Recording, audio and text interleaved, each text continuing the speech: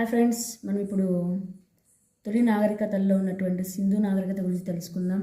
అలాగే వేద సంస్కృతి గురించి కూడా తెలుసుకుందాం. సింధు నాగరికత, దీన్ని హరప్పా నాగరికత అని కూడా అంటారు. మన భారతదేశంలో తొలి నాగరికత ఏదంటే సింధు నాగరికత అని చెప్పవచ్చు. దీన్నే వేద నాగరికత అని కూడా అంటారు, హరప్పా నాగరికత అని కూడా అంటారు.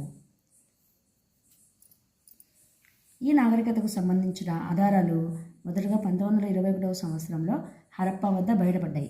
అందుకనే దీన్ని హరప్పా నాగరికత అని పిలవడం జరిగింది. ఎందుకంటే 1921వ సంవత్సరంలో హరప్పా వద్ద దీనికి సంబంధించిన ఆనవాళ్ళు బయటపడ్డాయి కాబట్టి దీన్ని హరప్పా నాగరికత అని పిలవడం జరిగింది. ఈ సింధు నాగరికత యొక్క విస్తీర్ణం ఏంటంటే 13.1 లక్షల చదరపు కిలోమీటర్లు. సింధు ప్రజల నాగరికత వ్యవస్థ మాతృస్వామిక వ్యవస్థ. హరప్పా దిబ్బలను మొదట సందర్శించింది ఎవరంటే సర్ చార్లెస్ మెసెస్.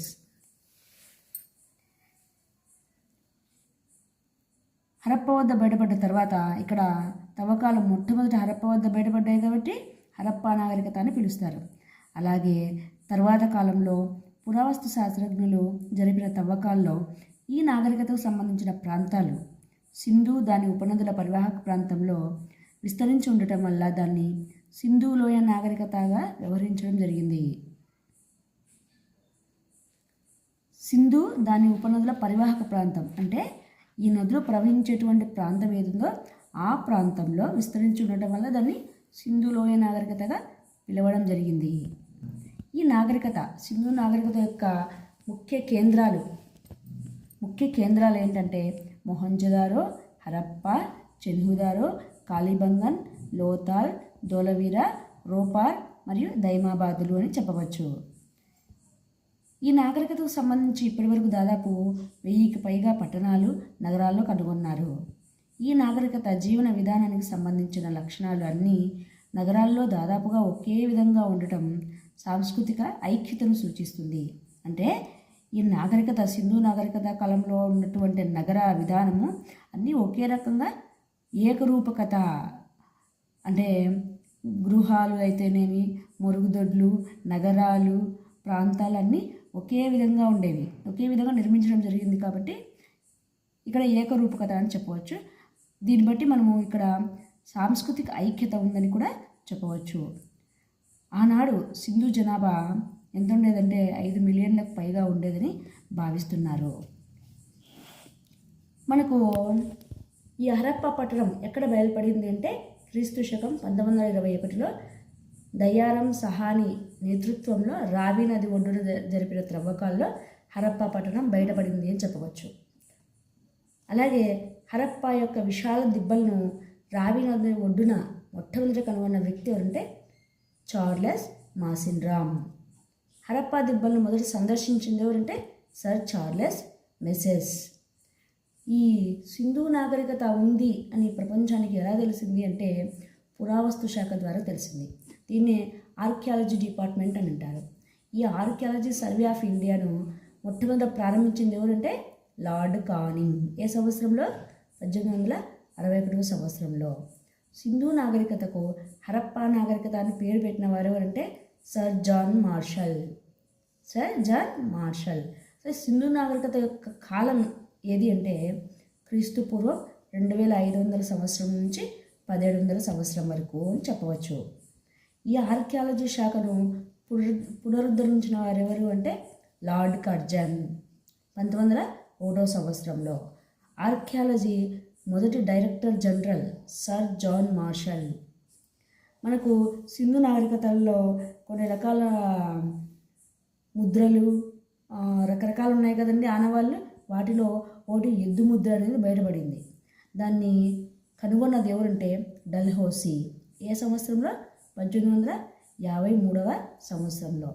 ఇప్పుడు మనము సింధు నాగరికత కాలం యొక్క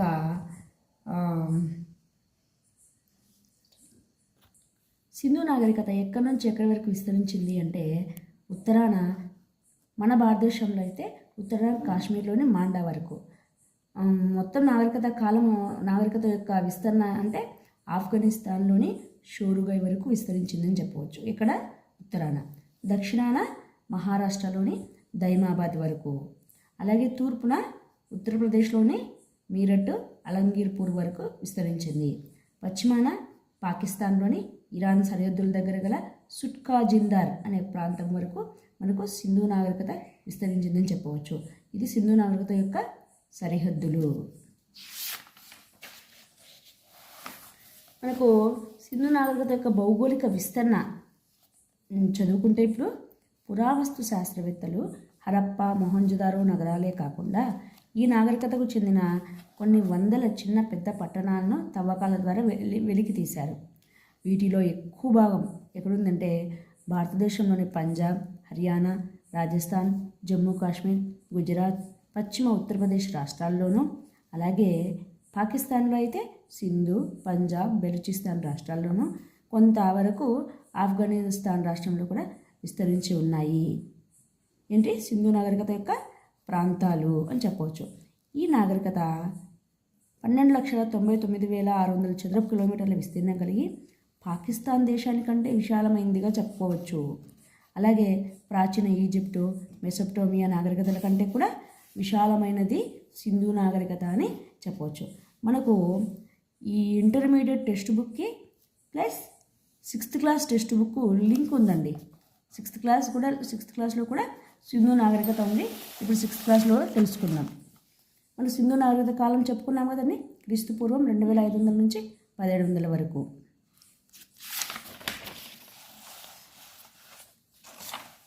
మనకు సింధులోయ నాగరికతలో 19వ శతాబ్దం వరకు భారతదేశ చరిత్ర ఎప్పుడు ప్రారంభమైంది అనుకునే వాళ్ళంటే వేదకాలంలోనే ప్రారంభమైందని నమ్మేవారు. కానీ మనకు సింధులోయ నాగరికత కాలం నుండి మన భారతదేశ చరిత్ర మొదలైందని చరిత్రకారులు చెబుతున్నారు. 1920వ సంవత్సరంలో హరప్ప, మొహంజదారో ప్రాంతాల్లో జరిపిన తవ్వకాల వలన మన దేశ చరిత్ర 2000 సంవత్సరాల క్రితమే ప్రారంభమైనట్లు తెలిసింది. అలాగే మనకి సింధులోయ నాగరికత వికసించిన ఏ నదీ ప్రాంతంలో సింధులోయ నాగరికత వికసించింది అంటే గాగర్, హక్రా నదీ ప్రాంతంలో సింధులోయ నాగరికత వికసించింది. పంజాబ్, హర్యానా, గుజరాత్, రాజస్థాన్ మరియు మహారాష్ట్రలోని సుమారు 1500 ప్రదేశాల్లో మనకు సింధులోయ నాగరికత బయటపడింది అని చెప్పవచ్చు. అంతేగాక ఆఫ్ఘనిస్తాన్, పంజాబ్, సింధు, బెలూచిస్తాన్ ప్రాంతాల్లో కూడా ఈ నాగరికత బయటపడింది. హరప్పా నాగరికత కాలం ఇదివరకే చెప్పుకున్నాం కదండి. నాగరికత కాలము ఏంటంటే క్రీస్తుపూర్వం 2500 నుంచి 1700 సంవత్సరాల మధ్య వికసించింది అని చెప్పవచ్చు. ఇప్పుడు సింధు నాగరికత కాలం నాటి కాల నిర్ణయం గురించి తెలుసుకుందాం. సింధు నాగరికతను పురావస్తు శాస్త్రజ్ఞులు 4 దశలుగా విభజించడం జరిగింది. అదేంటంటే మొట్టమొదటి దశలో క్రీస్తుపూర్వం 7000 నుంచి 3000 సంవత్సరాల వరకు ఉండింది. ఈ కాలంలో సింధు ప్రజలు ఏం చేసేవారంటే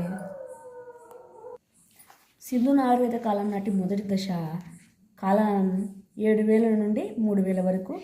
ఈ సమయంలో సింధు నాగరికత ప్రజలు ఏం చేసేవారంటే నదీ ప్రాంతాల్లో ఎక్కువగా స్థిర నివాసం ఏర్పాటు చేసుకొని వ్యవసాయం చేయడం ప్రారంభించారు అని చెప్పవచ్చు.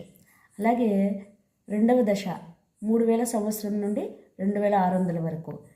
ఈ కాలంలో మట్టి నిర్మాణాలతో నగర ప్రణాళిక జరిగింది సింధు నాగరికత కాలంలో. ఇక ప్రజల జీవన విధానం వచ్చేసి వ్యాపారం చేయడం మొదలుపెట్టారు. అలాగే కళ, చేతి వృత్తులు ఆరంభించడం మొదలుపెట్టారు. ఇక మూడవ దశ హరప్పా ఉజ్వల దశ అని పిలుస్తారు. అంటే హరప్పా ప్రజలు జీవన విధానం ఒక ఉన్నత స్థాయికి వచ్చిందని చెప్పవచ్చు. ఈ దశ యొక్క కాలం ఏదంటే క్రీస్తు పూర్వం 2600 నుండి 1900 సంవత్సరం వరకు అని చెప్పవచ్చు. ఈ సమయంలో ప్రజల జీవన విధానం కాల్చుని ఇటుకలతో నగర నిర్మాణం చేపట్టేవారు. ఇక చివరి దశ హరప్పా తుది దశ కాలం క్రీస్తు పూర్వం 1900 నుండి 1750 వరకు. ఈ కాలంలో హరప్పా తుది దశ ఇది నాగరికత సింధు నాగరికత అంతమైంది అని చెప్పవచ్చు. ఇక మనం ఈ పూర్వకాలంలో హరప్పా సంస్కృతి ఏ విధంగా ఉందో తెలుసుకుందాము. పూర్వ హరప్పా సంస్కృతి కాలంలో ప్రజలు తూర్పు బెలూచిస్తాన్ ప్రాంతంలో స్థిర నివాసం ఏర్పరచుకున్నారు. అంటే అంటే మొట్టమొదటి సింధు ప్రజలు ఎక్కడ స్థిర నివాసం ఏర్పాటు చేసుకున్నారు అంటే తూర్పు బెలుచిస్తాన్లో. తర్వాత స్థిర నివాసం తర్వాత ఇక్కడ గ్రామాలు ఏర్పడి ప్రజలు వ్యవసాయాన్ని చేయడం మొదలుపెట్టారు. మొహంజదారోకు 150 మైళ్ళ దూరంలోని మెహర్ఘర్లో ఇలాంటి పూర్వ హరప్పా సంస్కృతి ఉండేదని తవ్వకాల్లో బయటపడింది. ఈ మెహర్ఘర్లో దాదాపు క్రీస్తు పూర్వం 7000 సంవత్సరాలకు పూర్వమే వ్యవసాయం, పశుపోషణ చేసినట్లు ఆధారాలు బయటపడ్డాయి. వారు వ్యవసాయం చేసి గోధుమ రకాల పంటలను పండించినట్లు తెలిసింది. చక్కటి కుండలు, కొన్ని రాగి పరికరాలు, ఇతర వస్తు సముదాయాలు కూడా ఇక్కడ బయటపడడం వల్ల వీటిని సింధు నాగరికతకు మూలాలుగా పురావస్తు శాస్త్రవేత్తలు గుర్తించారు.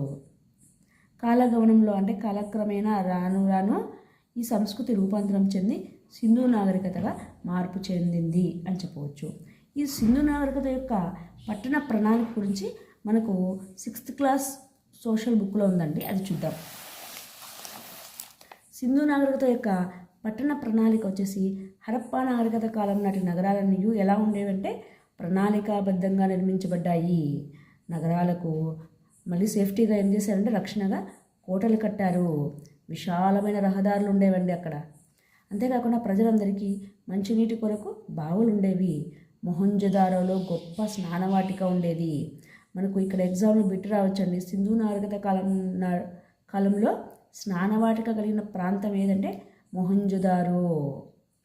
ఇది మత సమ్మేళన సమయంలో ప్రజలందరూ ఒక చోటికి చేరినప్పుడు ఇక్కడికి వెళ్ళి ప్రజలంతా ఈ ప్రాంతంలో స్నానాలు చేసేవారట.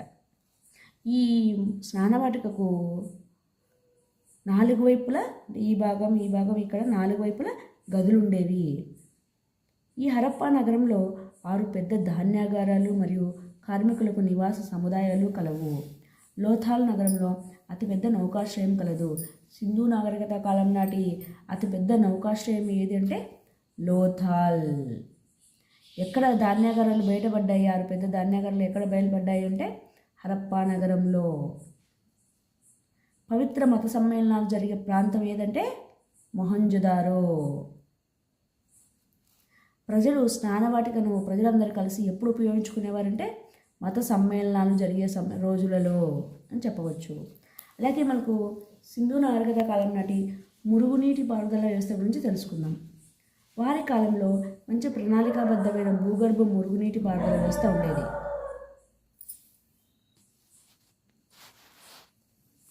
మనం ఇప్పుడు సింధు నాగరికత కాలం నాటి గృహాల గురించి తెలుసుకుందాం. హరప్పా ప్రజలు ఎండిన మరియు బాగా కాల్చిన ఇటుకలతో ఇల్లు కట్టుకునేవారు. హరప్పా ప్రజలండి. అలాగే వాళ్ళు 2 అంతస్తుల భవనాలను కూడా నిర్మించుకునేవారంట. అంటే అప్పటి సింధు నాగరికత ప్రజల జీవన స్థితి ఎలా ఉందో చూడండి. చాలా వాళ్ళు ధనికులయ్యే ఉన్నారు. ప్రతి ఇంటికి ఒక బావి మరియు స్నానాల గది కూడా ఉండేది. ఇంటిలోని వ్యర్థాలను పైకప్పుల ద్వారా ప్రధాన మురుగు కాలువలోకి పంపేవారు. ఇక్కడ పైపుల ద్వారా ప్రధాన మురుగు కాలువల్లో కూడా వారు నీటిని పంపేవారు. నగర నిర్మాణ వ్యవస్థ చూడండి ఎంత ఆధునికంగా ఉందో. ఈ హరప్పా ప్రజలు వేడితో ఇల్లు కట్టుకునేవారు. అంటే ఇక్కడ ఎండిన మరియు బాగా కాల్చిన ఇటుకలతో ఇల్లు కట్టుకునేవారు అని చెప్పచ్చు. అలాగే హరప్పా నాగరికత కాలంలో గల అతిపెద్ద నౌకాశ్రయం ఏదంటే లోథాల్ అని కూడా మనం ఇక్కడ బిట్టు చెప్పుకోవచ్చు. అలాగే 6 పెద్ద ధాన్యాగారాలు మరియు కార్మికులకు నివాస సముదాయాలు కలిగిన నగరం ఏదంటే హరప్పా.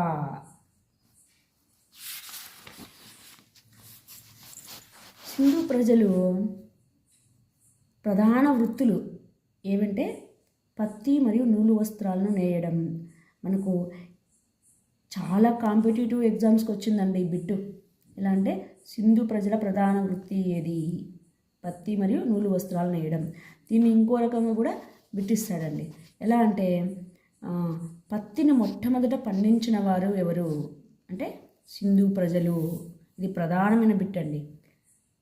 పత్తిని మొట్టమొదట పండించింది ఎవరంటే సింధు ప్రజలు అని చెప్పవచ్చు. ఇక వీరి వేరొక వృత్తి, ముఖ్య వృత్తి ఏదంటే కాల్చిన ఇటుకలను తయారు చేయడము. వీరు పశువులు, మేకలు, పందులు, కుక్కలు, గుర్రాలు మరియు గాడిదలను కూడా పెంచేవారట. అరేబియా సముద్రంలోని లోథాల్ నౌకాశ్రయం ద్వారా మెసొపటోమియా, ఈజిప్ట్ మరియు ఇరాన్ దేశాలతో సింధు ప్రజలు బాగా వ్యాపారం చేసేవారు.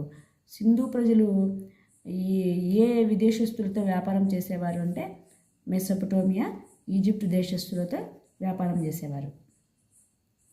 ఏ నౌకాశ్రయం ద్వారా అంటే లోథాల్ నౌకాశ్రయం ద్వారా అని చెప్పవచ్చు.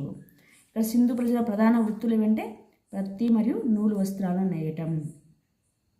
ప్రత్తిని మొట్టమొదటి పండించింది ఎవరంటే సింధు ప్రజలు. ఇప్పుడు మనం సింధు ప్రజల లిపి గురించి తెలుసుకుందాం. సింధు ప్రజలు లిపిని ఉపయోగించారు. వీరి లిపిని సాధారణంగా ముద్రికలపైన, కొన్ని రాగి పరికరాలపైన, కుండలపై, కొన్ని ఆభరణాలపై మరియు గుర్తింపు బోర్డులపైన కూడా గుర్తించారు. ఈ చరిత్రకారులు సింధు లిపి గురించి ఏమని పేర్కొన్నారు అంటే ఈ లిపిలో భాగంగా 375 నుంచి 410 వరకు గల వివిధ రకాల చిహ్నాలను గుర్తించడం జరిగింది. ఎవరు? పురావస్తు శాస్త్రజ్ఞులు, చరిత్రకారులు. ఈ చిహ్నాలు ఉన్నాయి కదండి, 375 నుంచి 410. ఈ చిహ్నాలు అనేవి అక్షరాల సమన్వితం కాకుండా బొమ్మల రూపంలో లేదా సంకేతాల రూపంలో ఉండేవి. అంటే అక్షరాలు కాదండి. లిపి అంటే మనం అక్షరాలు అనుకుంటాం, కానీ అక్షరాలు కాదు, బొమ్మల రూపంలో, సంకేతాల రూపంలో లిపి ఉండేది. కొన్ని ముద్రికల్లో వాటిని కుడివైపు నుంచి ఎడమకు రాస్తే మరికొన్నింటిలో ఎడమ నుంచి కుడివైపుకు రాయడం జరిగింది. బహుశా ఈ ముద్రికలను వ్యాపార అవసరాల కోసం ఉపయోగించి ఉండొచ్చు అని అంచనా. ప్రముఖ భారతీయ పురావస్తు శాస్త్రవేత్త ఎస్ఆర్ రావు గారు ఏం చెప్పారంటే సింధు లిపికి బ్రాహ్మీ లిపికి సంబంధం ఉందని అభిప్రాయపడ్డారు. మనకి ఇక్కడ బిట్టు రావచ్చండి. సింధు లిపికి బ్రాహ్మీ లిపికి సంబంధం ఉందని అభిప్రాయపడినటువంటి పురావస్తు శాస్త్రవేత్త ఎవరంటే ఎస్ఆర్ రావు గారు. హరప్పా లిపిని ద్రవిడ లిపి అని, ప్రోటో ద్రవిడ లిపి అని కొందరు పండితులు, సంస్కృతం అని మరికొందరు, సుమేరియన్ లిపి అని ఇంకొందరు అభిప్రాయపడడం జరిగింది. మనం ఇందాక ముద్రికలను పేర్కొన్నాం కదండి. ఈ హరప్పా ప్రజలు వివిధ రకాలైన ముద్రికలను వాడేవారు. ఎలాంటివంటే ఇక్కడ మనకు చూపిస్తున్నారు కదండి, పశుపతి ముద్ర,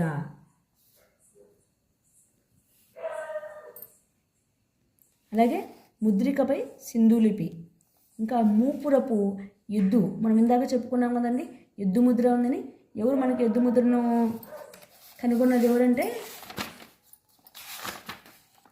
1857 సంవత్సరంలో డల్హౌసీ కనుగొన్నారండి ఎద్దు ముద్రను. మనం ఇందాక చెప్పుకున్నాం కదండి.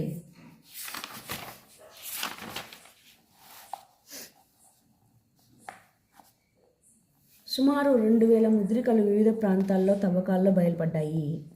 ఇవి సాధారణంగా చతురస్రాకారంలో ఉండి స్టియటైట్తో తయారు చేయబడ్డాయి. ఈ మన సింధు కాలం నాటి ముద్రికలు ఏంటంటే 2000 ముద్రికల పైగా బయలుపడ్డాయి అని చెప్పవచ్చు. ఇవి సాధారణంగా ఎలా ఉండేవంటే చతురస్రాకారంలో ఉండేవి ఎక్కువగా. దేంతో తయారు చేశారు ముద్రలను అంటే స్టియటైట్ అనే లోహంతో తయారు చేయడం జరిగింది. ఈ ముద్రికల పైన వివిధ రకాల జంతువుల బొమ్మలతో పాటు సింధు లిపి గుర్తులు కూడా ఉన్నాయి అని చెప్పచ్చు. ఇంకా మూపురం కలిగిన ఎద్దు, దాని మెడ నుంచి కిందకి వేలాడుతున్న చర్మము, వెడల్పైన కొమ్ములతో చెక్కబడిన ముద్రిక ప్రత్యేకతను సంతరించుకుంది అని చెప్పవచ్చు. అంటే మనకు ముద్రికల్లో సింధు నాగరికత కాలం నాటి ముద్రికల్లో ప్రధానమైనది ప్రత్యేకత సంతరించుకున్నది ఏదంటే మూపురం కలిగిన ఎద్దు, దాని చర్మం నుంచి కిందికి వేలాడుతున్న చర్మము. దీన్ని ఏమంటారంటే గంగడోలు అని పిలుస్తారు. వెడల్పైన కొమ్ములతో చెక్కబడిన ప్రత్యేక ముద్రిక ఇదండి. ఇది చాలా ప్రత్యేకత కలిగి ఉంది.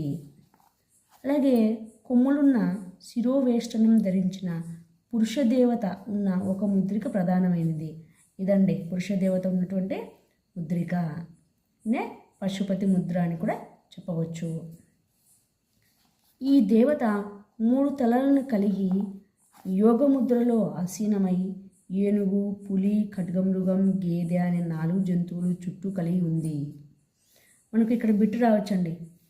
పశుపతి ముద్రలో పశుపతి చుట్టూ ఉన్నటువంటి 4 జంతువులు ఏవి అని ఇక్కడ బిట్టు రావచ్చండి. గ్రూప్స్ కూడా ఈ బిట్టు వచ్చింది. ఏవి అంటే ఆ ఉన్నటువంటి జంతువులు ఏమంటే ఏనుగు, పులి, ఖడ్గమృగం, గేదె. ఏనుగు, పులి, ఖడ్గమృగం, గేదె. దీన్ని చాలామంది చరిత్రకారులు పశుపతిగా భావించారు. ఇందాక చెప్పుకున్నాం కదండి పశుపతి ముద్ర, ఈ చుట్టూ ఉన్నటువంటి జంతువులు. ఇక్కడ పశుపతి ఎలా ఉంటాడంటే యోగ నిద్రలో ఆసీనుడై ఉంటాడు అని చెప్పవచ్చు.